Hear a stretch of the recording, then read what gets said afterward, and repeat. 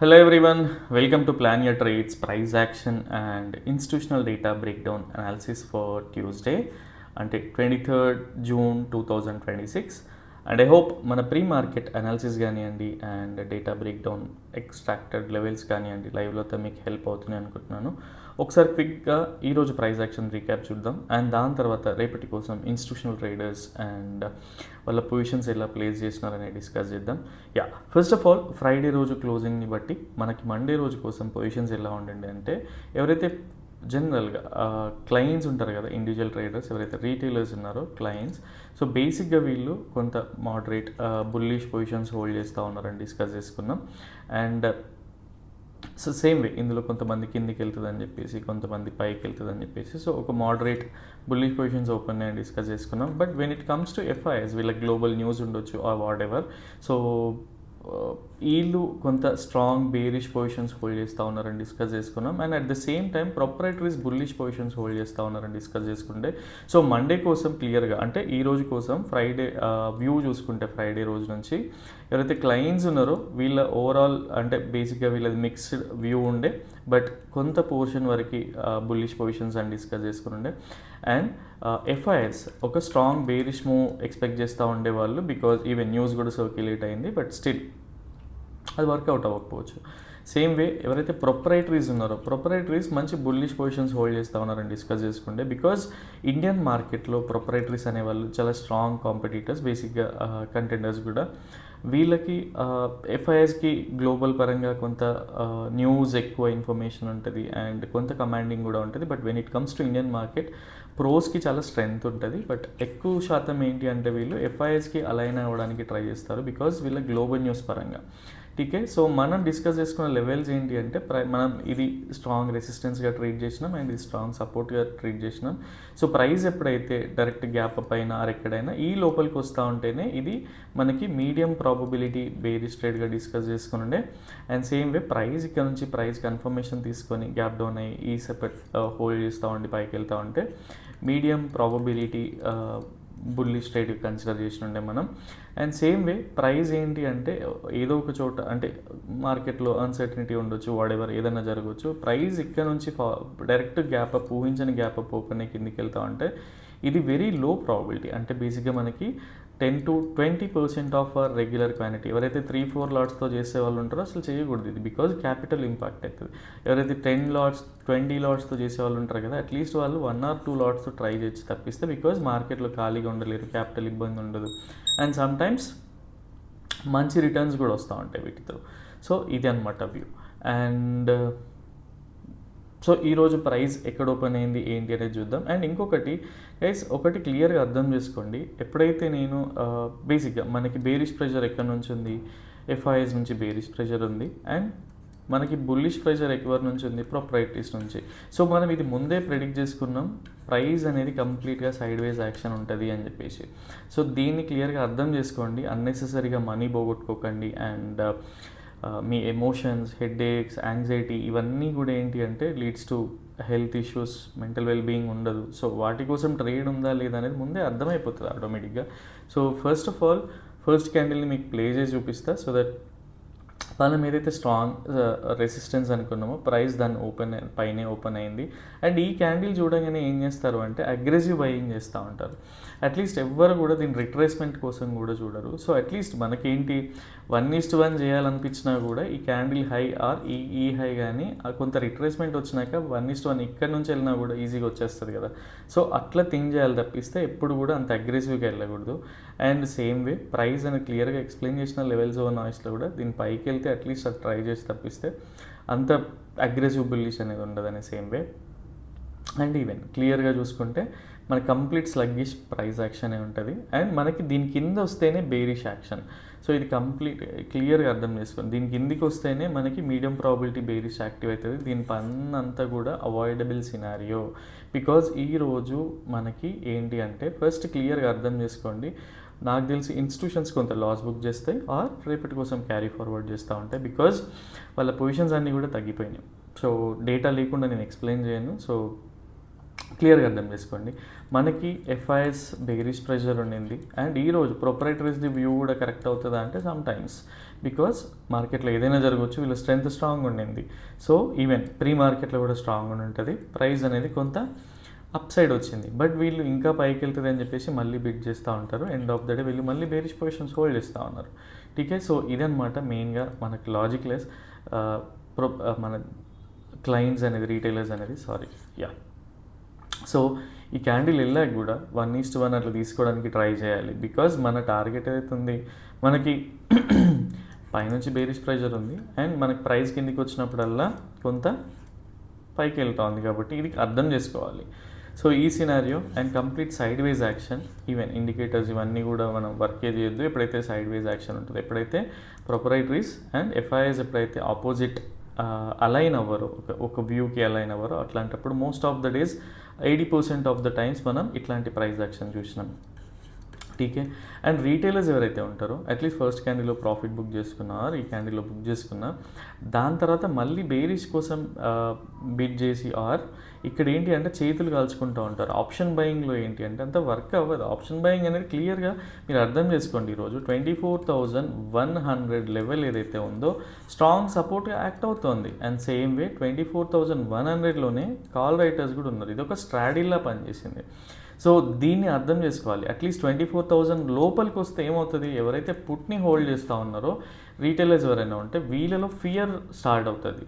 అప్పుడు ఏం చేస్తారు వీళ్ళ ఏదైతే బీఈపీ లెవెల్స్ ఉంటాయి కదా, మీరు ఈ సెన్సిబుల్లోకి వెళ్ళి చూసినా, స్ట్రాటజీస్ చూసినా, సో ఈ బీఈపీ లెవెల్స్ ఎప్పుడైతే క్రాస్ అయిపోతూ ఉంటాయో అప్పుడు వీళ్ళకి లోపల భయం స్టార్ట్ అవుతూ ఉంటుంది, వెళ్ళిపోతూ ఉంటారు, అప్పుడు అగ్రెసివ్ మూవ్స్ వస్తూ ఉంటాయి.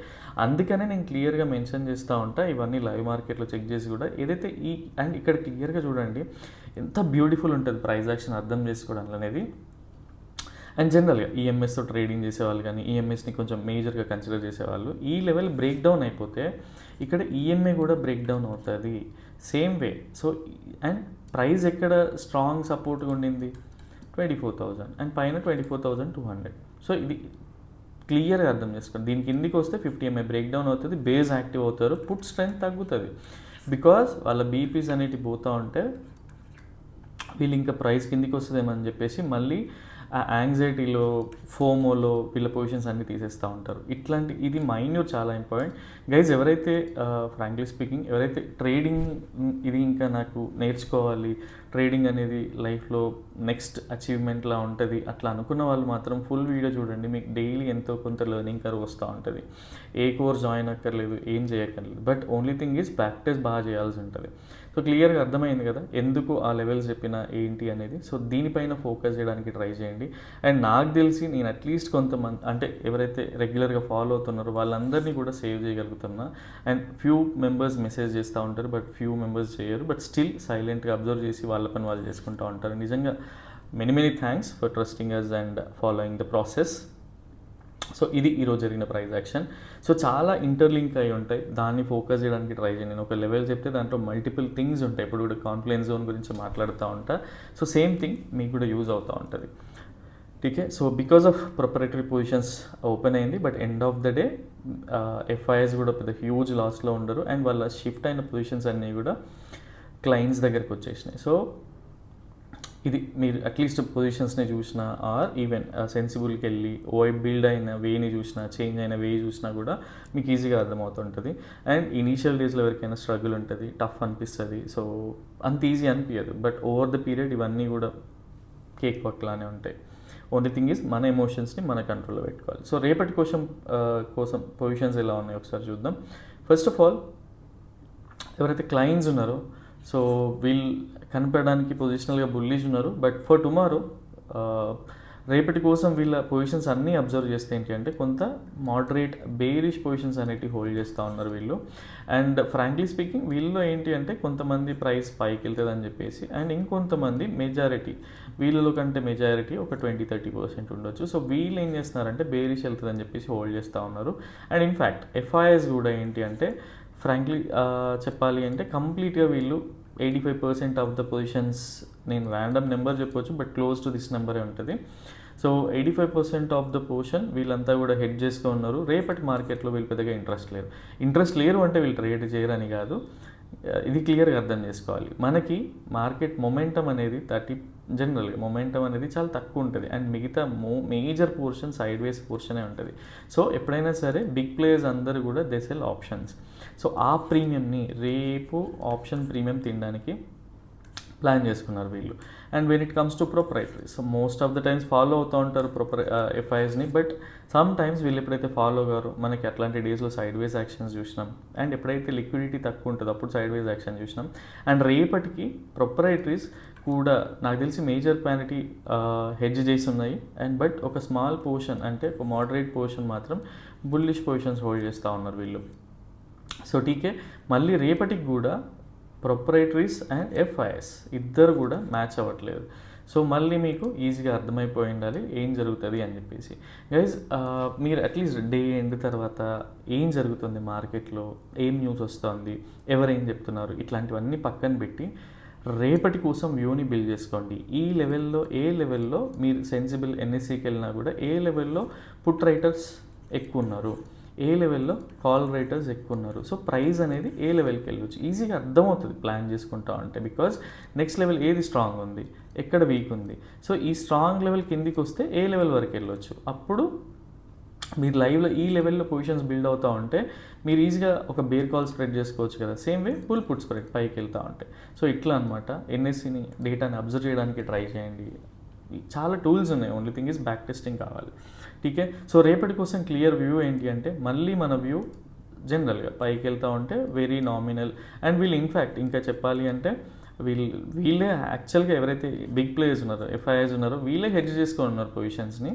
అండ్ అన్లెస్ అంటిల్ ఒక షార్ట్ కవరింగ్ బౌన్స్ కానీ డిప్ కానీ వస్తే తప్ప, అంటే షార్ట్ కవరింగ్ వస్తే తప్ప ఈ డిప్ కానీ బౌన్స్ కానీ అనేది రాదు. Otherwise complete side wise action ఉంటుంది. అది ఎలాగో నేను ఎక్స్ప్లెయిన్ చేస్తాను మీకు.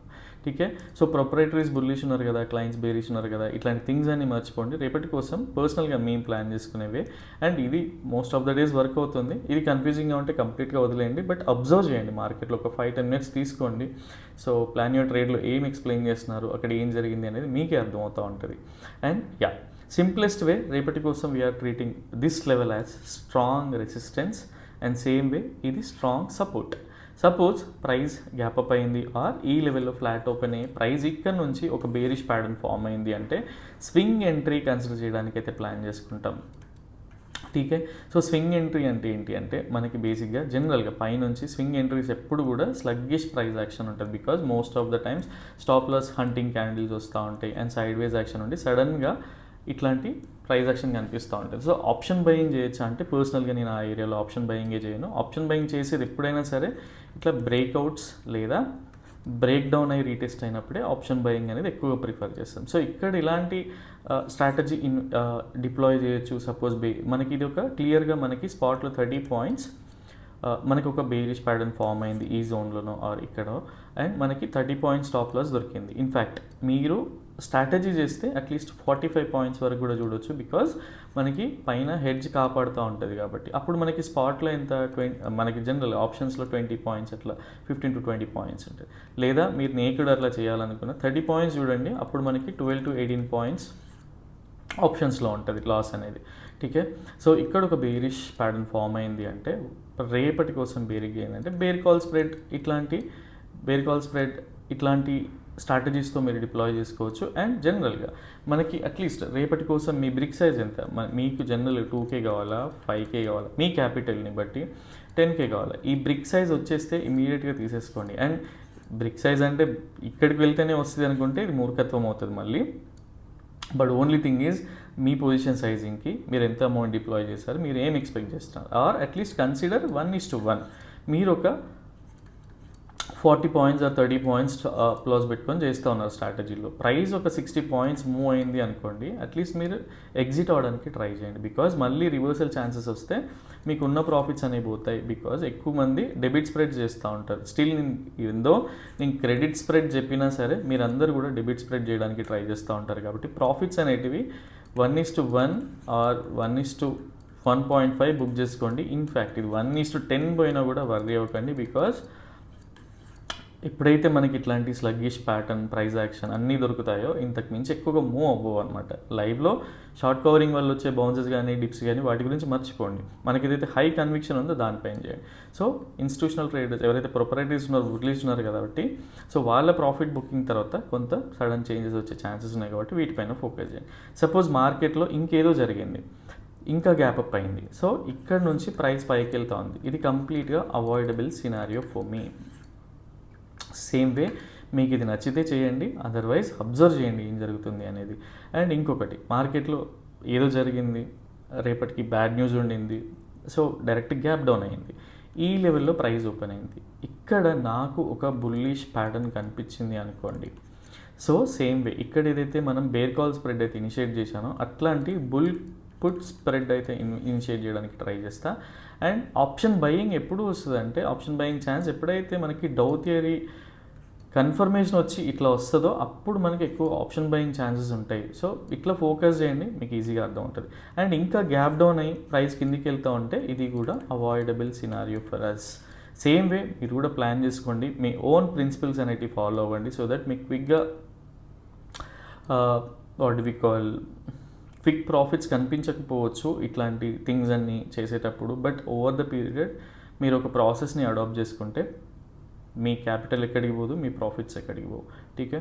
సో మీ ఓన్ ప్రిన్సిపల్స్ ఏదైతే నోట్ చేసి పెట్టుకుంటారో వాటిని స్టిక్ చేసుకోండి, సో దట్ లైవ్ మార్కెట్లో మర్చిపోతూ ఉంటాం. మనం ఏం చేస్తామంటే లైవ్ మార్కెట్కి రాగానే ప్రైజింగ్ ఇక్కడికి వెళ్ళిపోతుంది కదా, ఒక ఇట్లాంటి క్యాండిల్ ఫామ్ అయిపోయింది కదా అని చెప్పి మనం 10 లాట్స్తో చేస్తాం. ఇదేంటి మనకు జనరల్గా అవాయిడబుల్ సినారియో. చేస్తే 1 or 2 లాట్స్తో, ఎవరు 10 లాట్స్తో చేసేవాళ్ళు 1 or 2 లాట్స్, అదే 3-4 లాట్స్తో చేసేవాళ్ళు కంప్లీట్గా అవాయిడ్ చేయొచ్చు.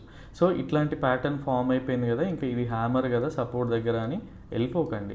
దాన్ని కంబైన్ చేసే డేటా కావాలి, అండ్ మనకి జనరల్ మేము ఫాలో అయ్యే ఈఎంఐ స్ట్రక్చర్ కావాలి. అట్లీస్ట్ ఆప్షన్ బయింగ్ అనీవెన్గా ప్రైస్ పైకి వెళ్ళాలి అంటే అది థర్డ్ వేవ్లో ఉండాలి. ఇట్లా మల్టిపుల్ థింగ్స్ ఉంటాయి, ప్రైస్ అనేది ఊరికేనే వెళ్ళదు.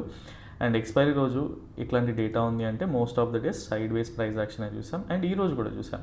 సో మనం ఎక్స్పెక్ట్ చేసినట్టు, నేనైతే ఎక్స్పెక్ట్ చేసినట్టు ఈ రేంజ్లోనే ఫామ్ అవ్వాలంటే ఇక్కడే పిక్సెల్ పర్ఫెక్షన్ కాదు, అది కొంత మనకి స్లిప్పేజ్ కూడా రావచ్చు. ఇదంతా ఎక్స్పీరియన్స్ త్రూ వస్తుంది.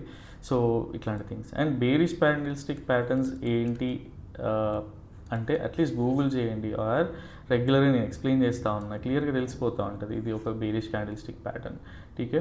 సో ఇదొక బేరిష్ క్యాండిల్ స్టిక్ ప్యాటర్న్, ఇదొక bearish candlestick pattern. And మన వాళ్ళందరూ ఎవరైనా ఏమనుకుంటారంటే రిట్రేస్మెంట్స్ రావు అనుకుంటారు, but every day most of the time 75% plus times retracements అనేటివి వస్తూ ఉంటాయి. కాకపోతే ఆ రోజు ట్రేడ్ వదిలేయండి, పోగొట్టుకోవడానికి ఏమి ఉండదు కదా.